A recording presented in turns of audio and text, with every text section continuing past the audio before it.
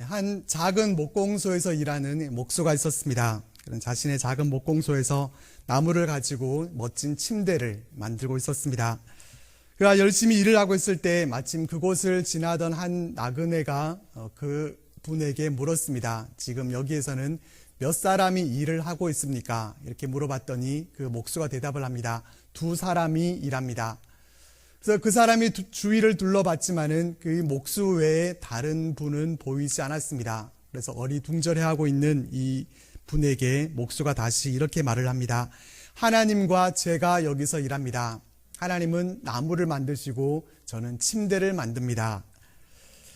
이 이야기는 아주 짧은 이야기지만은 우리로 하여금 생각하게 만들어줍니다. 그 생각은 바로 우리는 과연 우리의 삶 속에서 하나님을 의식하면서 살아가고 있는가라고 하는 그러한 생각과 또 그러한 질문입니다.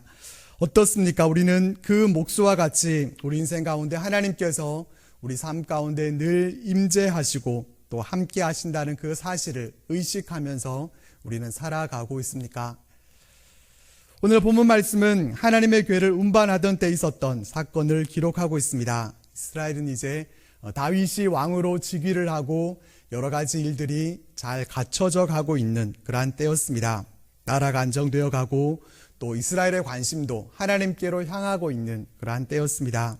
다윗 왕은 이제 이스라엘이 왕이 다스리는 왕정 국가가 아니라 하나님께서 다스리시는 그러한 하나님의 나라 왕정 국가임을 그렇게 선포하기 위해서 더 애쓰고 모든 면모들을 갖춰가는 그런 일을 해나갑니다.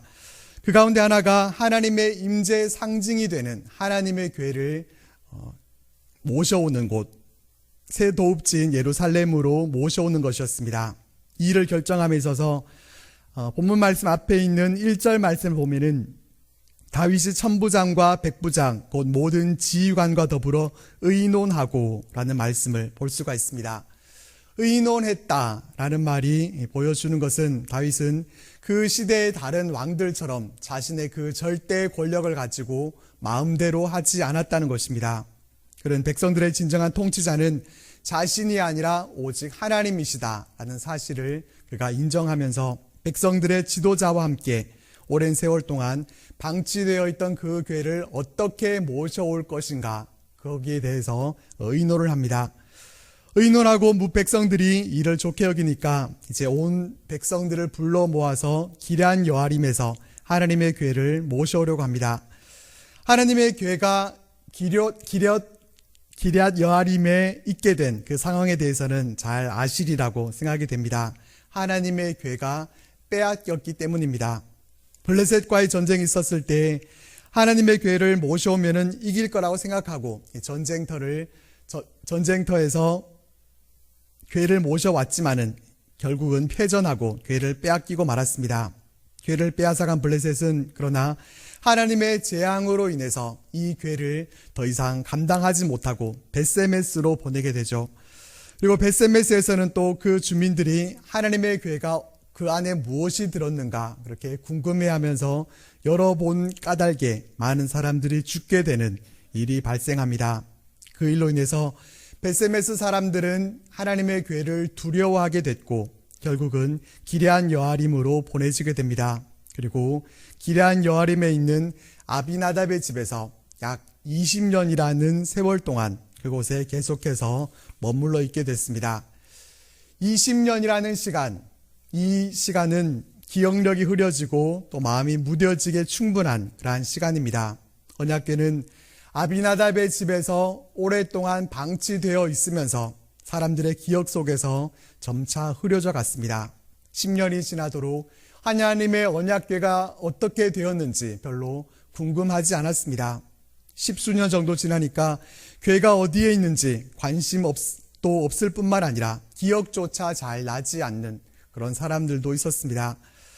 백성들의 기억 속에는 잊혀져만 가는 그런 하나님의 언약궤였지만은 그러나 다윗만큼은 달랐습니다. 그는 하나님의 임재를 사모하는 사람이었기 때문입니다. 다윗은 하나님의 교회를 곁에 모셔두고 날마다 하나님의 임재 가운데 거하기를 원했습니다. 그 오랜 마음의 소원을 이제는 이룰 수 있는 자신의 모든 상황과 여건들이 다 준비가 됐습니다. 그래서 이제 드디어 기럇 여아림으로 가서 20년 동안 방치되어 있던 하나님의 궤를 이제 모셔오게 됩니다. 궤를 모셔올 때 만약 우리가 왕이라고 하면 어떻게 하면 되겠습니까? 절대 권력을 가진 왕이니까 그냥 명령만 하면 되지 않겠습니까? 궤가 그렇게 큰 것도 아니고 신하들을 시켜서 또 레위인들을 시켜서 그냥 궤를 가지고 와라, 모셔와라, 그렇게 하면은 그만이었습니다. 그런데 다윗은 그렇게 하지 않습니다. 하나님을 향한 마음이 남달랐기 때문입니다. 사울왕은 하나님의 궤에 대해서는 전혀 무관심한 사람이었습니다. 성경 말씀을 잘 찾아보면은 성경에서 사울이 단 한 번도 하나님의 궤에 대해서 언급한 적이 없었다는 것을 우리는 확인해 볼 수가 있습니다. 다윗은 하나님을 사랑하는 마음이 특심했습니다. 그래서 궤를 운반하기 위해서 이 다윗은 특별히 새 수레를 준비했습니다. 이 수레의 모습은 어떻게 생겼는지 우리가 잘 상상이 되지 않지만은 아주 고급스럽고 또 멋진 수레였을 것임에는 틀림이 없습니다. 다윗은 이 일을 위해서 사무엘서를 보면은 무려 3만 명을 동원합니다. 3만 명이라고 하는 그 숫자는 앞에서부터 끝까지 우리의 시각으로는 한눈에 들어오지도 않습니다. 그 많은 사람들에다가 또 온 이스라엘 백성들을 불러 모았습니다. 사실 궤를 옮겨오려고 하면은 궤를 운반하는 데 필요한 십수명의 사람들, 소수의 인원만 있어도 족한 일이었지만은 다윗은 이날을 온 백성들의 축제로 삼습니다. 그리고 드디어 궤가 예루살렘을 향해서 출발합니다. 다윗 왕과 온 백성들은 하나님의 궤가 예루살렘으로 오게 되는 것을 기뻐하고 춤을 추고 그 행렬에 동참했습니다. 하나님의 궤를 모셔오는 일은 최고의 정성과 또 감격이 가득하고 온 나라가 함께 즐거워하는 그러한 대단한 축제였습니다. 모든 것이 순조롭고 모든 것이 다 잘 진행되는 것처럼 여겨졌습니다. 하지만 그날의 뜻밖의 비극이 벌어집니다.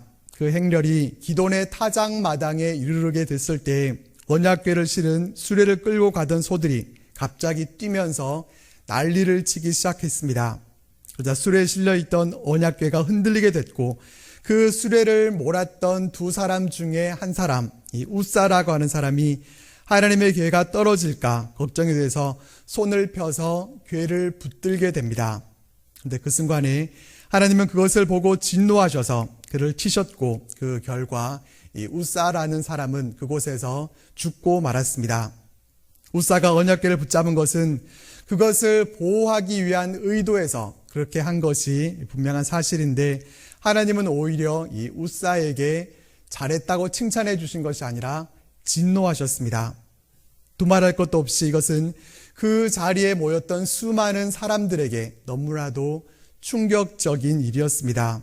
즐거운 축제 자리였던 그 자리에는 정적만 가득했고 모든 백성들은 어찌할 줄 모르고 서 있었습니다.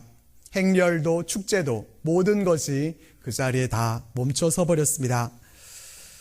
오늘 말씀을 통해서 우리가 먼저 발견하게 되는 메시지는 하나님의 임재를 의식하지 않고 하나님 말씀에 우리가 순종하지 않을 때에는 하나님의 임재가 진노로 나타나게 된다는 점입니다. 다윗과 온 이스라엘 백성들이 그처럼 최고의 정성을 다하고 또 모두가 기쁜 마음으로 춤추고 찬양하면서 언약궤를 옮겨오는 과정에서 하나님께서 우사를 죽게 하시기까지 그렇게 진노하셨던 이유는 무엇이었습니까? 그것은 우선 그 궤의 운반이 하나님께서 명하신 대로 이루어지지 않았기 때문입니다. 언약궤를 운반할 때는 반드시 막대기에 꿰어서 레위 지파 가운데서 고앗 사람들이 어깨에 메어서 운반하도록 그렇게 규정을 하고 있는데 그 말씀대로 하지 않았습니다. 어깨에 메지 않고 수레에 실었죠. 작은 차이인 것 같지만은 분명한 불순종이었습니다. 그랬기 때문에 좋은 새 수레를 준비하고 모든 백성들이 다 즐거워하고 또 기뻐하는 그런 완벽한 행사처럼 보였지만은 이미 하나님의 눈에는 벗어나 있는 일이었습니다. 그렇다면은 여기서 우리는 이런 질문을 던져볼 수 있습니다. 하나님은 그러면은 새 수레를 준비했던 다윗을 벌하지 않으시고 왜 우사에게 진노하셔서 그를 죽게 하셨는가? 라는 질문입니다. 이 질문에 대한 답은 우사는 지난 20년 동안 언약궤를 자기 집에 보관하고 있었던 제사장 아비나답의 아들이었기 때문입니다. 그는 레위인의 한 사람으로서 언약궤를 어떻게 운반해야 하는지 그 누구보다도 정확하게 잘 알고 있어야만 했습니다. 다윗이 선한 의도에서 하나님의 궤를 모셔오려고 생각하고 수레를 준비하고 있었지만은 그것이 하나님의 말씀에 비추어 봤을 때 잘못되었다라는 것을 알고 다윗에게 그것을 말해줘야 했지만은 그는 그렇게 하지 않았습니다. 그는 자신에게 주어진 중대한 직무를 유기하고 있었고 그래서 하나님은 우사를 벼르고 계시다가 그가 언약궤를 자기 손으로 붙드는 그런 치명적인 실수를 저질렀을 때 그를 치셨습니다. 이것을 어떤 분은 많이 받은 자에게는 많은 것을 요구하신다라는 그런 관점에서 해석을 했습니다. 레위인은 하나님을 알지 못하는 블레셋 사람들과는 다릅니다. 같은 하나님의 궤이지만은 블레셋 사람이 하나님의 궤에 손을 대는 것과 또 레위인이 하나님의 궤에 손을 대는 것은 다릅니다. 블레셋 사람은 아무것도 모르는 이방인이니까 그렇게 할 수 있지만은 레위인은 그 일을 맡은 사람입니다.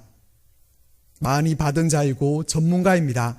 전문가에게는 하나님께서 전문가만큼 더 많은 것을 요구하시는데 전문가답지 못했다는 것이 문제였습니다. 그래도 하나님께서 우사를 치신 이 사건에 대해서 하나님께서 너무 필요 이상으로 진노하신 것이 아닌가 하는 생각을 가질 수 있습니다. 어떻게 생각하십니까? 하나님께서 그렇게까지 하지 않아도 되는데 너무 심했다고 생각을 하십니까?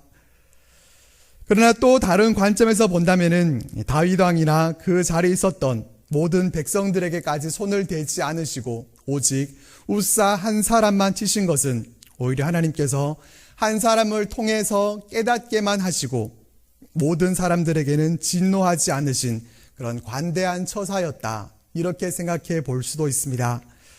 그 행렬에 있었던 3만 명 모두에게 하나님께서 진노하셨다면 어떻게 됐겠습니까? 감당할 수 없는 큰 사건이 됐을 것입니다. 이 사건을 통해서 우리는 하나님의 임재를 의식하지 않고 하나님 말씀에 우리가 불순종함으로 행하게 될 때에는 하나님의 임재가 우리에게 진노로 나타나게 됨을 우리는 기억해야 합니다. 그렇다면 이 말씀을 우리 삶에 적용시켜 보겠습니다. 우리에게는 이런 모습이 혹시 있지는 않습니까? 우리가 하나님의 이름을 부르고 선한 목적을 가지고 열심히 준비해서 뭔가를 시행하지만은 거기에 반드시 있어야 할 하나님을 의식하지 않고 하나님의 임재에 대해서 생각지 않고 하나님을 경외하고 말씀에 순종하려고 하는 그 자세는 결여되어 있는 그런 경우는 있지 않은지 모르겠습니다. 하나님께 예배드릴 때 겉으로 보기에는 아무 흠잡을 데 없는 그런 완벽한 예배가 진행된다 하더라도 우리 예배 자리에 하나님께서 임재하고 계시다고 하는 그 사실을 망각한 채로 예배 드리지는 않습니까? 특별히 우리는 코로나를 경험하면서 온라인 영상 예배를 경험해 보기도 했습니다. 예배는 반드시 하나님의 전에 나와서 드려야 한다. 또는 예배는 얼마든지 영상으로 드릴 수 있고 그렇게 해도 아무런 문제가 없다. 이런 명제가 중요한 것이 아니라 가장 중요한 것은 우리가 진정으로 하나님의 임재를 의식하면서 예배를 드리고 있는가 하는 것입니다. 하나님 앞에 나와 예배 드린다고 하면서도 하나님의 임재를 전혀 의식하지 못하고 예배 드릴 수 있고 또 비록 작은 화면을 통해서 예배를 드린다고 해도 누구보다도 간절한 그런 하나님의 임재 가운데 예배 드릴 수도 있습니다. 분명한 것은 하나님께서 가장 기뻐하시는 일을 행한다고 하더라도 하나님의 임재를 의식하지 않고 하나님 말씀에 순종하지 않을 때에는 우리 또한 우사가 될 수 있다는 점입니다. 우사는 오래전 성경 속에서 안타깝게 죽었던 그냥 한 사람이 아니라 우리가 바로 우사일 수 있습니다. 우리는 혹시 우사가 아닙니까? 수없이 하나님을 예배하면서 신앙생활을 하면서도 하나님의 임재에 대해서는 무뎌진 채로 별 의식 없이 그렇게 모든 일들을 옥시 행하고 있지는 않습니까? 하나님의 백성 레위인임에도 불구하고 이방 나라 사람 블레셋 사람과 하나님의 임재에 대한 의식이 별 다를 바가 없는 그런 모습은 아닌지 모르겠습니다. 원하기는 하나님께서 우사 한 사람을 치심을 통해서 우리들에게 귀한 교훈을 남겨주신 것처럼 이것을 우리 마음에 새기고 우리가 우사가 되지 않도록 하나님의 임재를 날마다 의식하면서 하나님의 거룩한 처소로 살아가는 우리 모두의 삶이 되시기를 바랍니다. 그리고 오늘 말씀을 통해서 우리에게 주시는 두 번째 메시지는 하나님의 임재를 의식하면서 살아가는 사람에게 하나님의 임재가 복으로 임하게 된다는 것입니다. 우사의 사건이 일어난 후에도 다윗은 자신이 무엇을 잘못했는지 그 원인을 잘 알지 못했던 것 같습니다.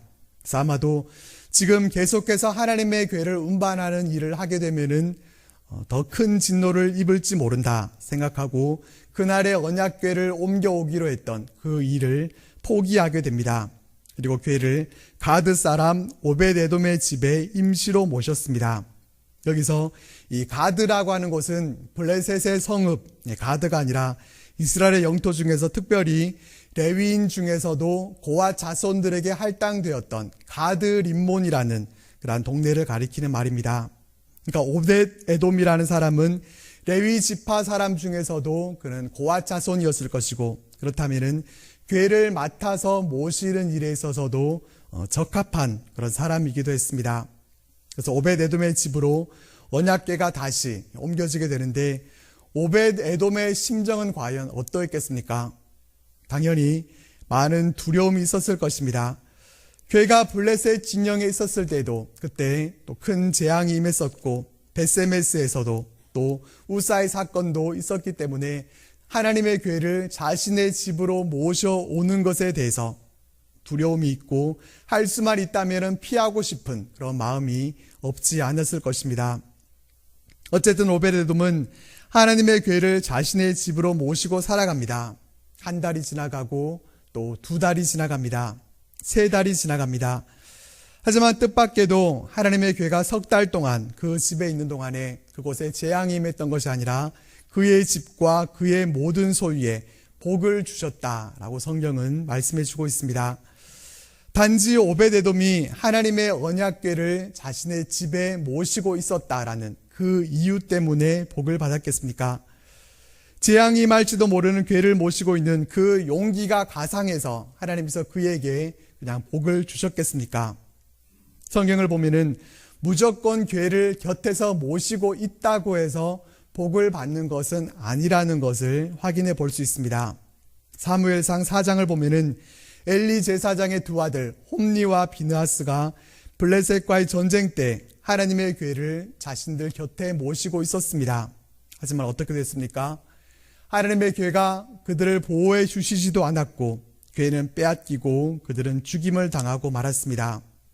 이를 통해서 우리가 알 수 있는 것은 하나님의 궤를 그냥 곁에 모시고 있다는 것, 그 자체가 중요한 것이 아니라 어떤 자세로 모시고 있는가 하는 것이 더 중요하다는 것입니다. 똑같이 하나님의 궤를 모시면서 우사와 오벳에돔이 서로 상반된 결과를 얻게 된 그 이유는 무엇이겠습니까? 오늘 본문 말씀에서는 그 이유에 대해서 세세하게 밝혀주고 있지는 않지만은 우리는 사건의 전후를 살펴봄을 통해서 그 답을 짐작해 볼 수 있습니다. 오벳에돔이 우사의 잘못이 무엇인지를 모르고 그가 하나님께서 그냥 진노하셔서 억울한 죽음을 당했다 그렇게 생각을 했다면은 언약궤를 자신의 집으로 모셔드리는 것에 대해서 억만금을 준다고 해도 그는 거절했을 것입니다.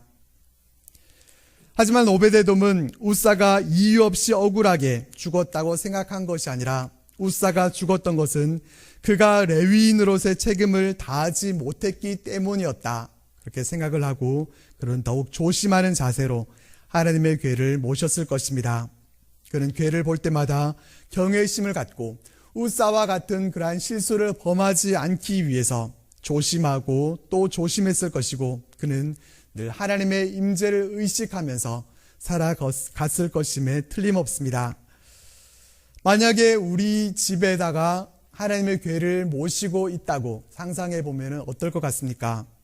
거실에 TV가 있는 것이 아니라 TV가 있을 그 자리에 하나님의 궤가 모셔져 있다면 어떻게 될 것 같습니까?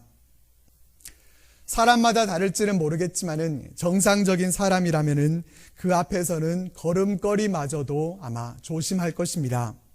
말하는 것도 조심할 것이고 부부 싸움이나 어떤 다른 부끄러운 모습도 하나님의 궤 앞에서는 차마 행하지 못할 것입니다. 싸울 일이 있다면은 당연히 집 밖으로 나가서 하나님의 궤가 보이지 않는 곳에서 그렇게 싸우고 그렇게 조심을 할 것입니다. 그 이유는 다른 데 있는 것이 아니라 그 언약궤를 볼 때마다 하나님께서 우리 가정 가운데 임재해 계시고 하나님께서 우리 가정을 지켜보신다라고 하는 그런 생각을 갖게 되기 때문일 것입니다. 오벳 에돔의 집도 바로 그랬습니다. 어떤 일을 행하든지 하나님의 임재를 늘 의식하면서 하나님 앞에서 살았기 때문에 그 집에 하나님의 복이 임할 수밖에 없었던 것입니다. 오늘 말씀과 관련해서 반드시 소개되어야만 할 책이 있다면 로렌스 형제가 쓴 하나님의 임재 연습이라는 책입니다. 꼭 읽어봐야 할 세계 기독교 고전 중에 하나입니다. 로렌스 형제라는 별명으로 불려졌던 이분의 본명은 니콜라 에르망이라는 사람입니다. 그는 18살에 회심을 경험하고 50세가 넘은 나이에 수도원에 들어가서 그 수도원에서 지내는 동안에 로렌스 형제라는 그런 이름으로 그렇게 불려지게 됩니다. 수도원에서 그는 주방일을 맡게 됐습니다. 주방일 어떻습니까? 아무래도 가장 힘들고 어려운 일입니다. 교회에서도 여러 가지로 봉사하면서 수고하시는 분들이 많이 계시지만은 그 가운데서도 아마 주방에서 애쓰시고 수고하시는 분들이 가장 또 많은 수고를 하시지 않나 하는 생각을 하게 됩니다. 이분도 당연히 처음 4년 동안은 주방 일을 하는 것을 좋아하지 않았습니다. 주방 일을 하면서도 하나님께서 자신을 고쳐 세워주시기 위한 그런 고행 정도로 그렇게 이해를 했다고 합니다. 누구에게도 환영받지 못하는 그러한 주방 일이었지만은 그러나 그는 시간이 흐르면서 자신이 행하는 일과 또 모든 자신에게 일어나는 일들 가운데서 하나님을 보는 법을 터득하게 됩니다. 그래서 자신이 하는 그 모든 일들이 어렵고 힘든 일이 아니라 새로운 의미로 자신에게 다가오기 시작했습니다. 모든 일을 하나님께 대한 사랑의 근거에서 행하기로 의식적으로 결단을 하고부터는 땅에 떨어진 지푸라기 하나를 짚는 것도 즐거워졌다라고 고백합니다. 그래서 그의 변화를 알아차린 사람들이 그 이유에 대해서 물었을 때 이 로렌스 형제는 사소한 일들을 행하면서 하나님의 임재를 연습하는 것에 대해서 이야기를 해줍니다.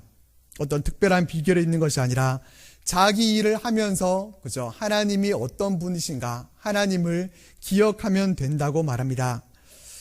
이 하나님의 임재 연습이라고 하는 이 책은 하나님의 임재를 우리가 경험하려면 어떻게 해야 됩니다. 이렇게 강의를 하고 있는 그런 책이 아닙니다.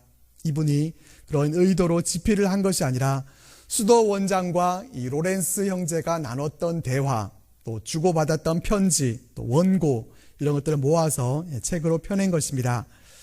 이 책에서 로렌스 형제는 이렇게 말합니다. 우리에게 필요한 것은 가까이 친밀하게 계시는 하나님을 인식하고 순간순간 하나님께 말을 거는 것뿐이다. 그는 위대한 업적을 남긴 사람이 아니었습니다.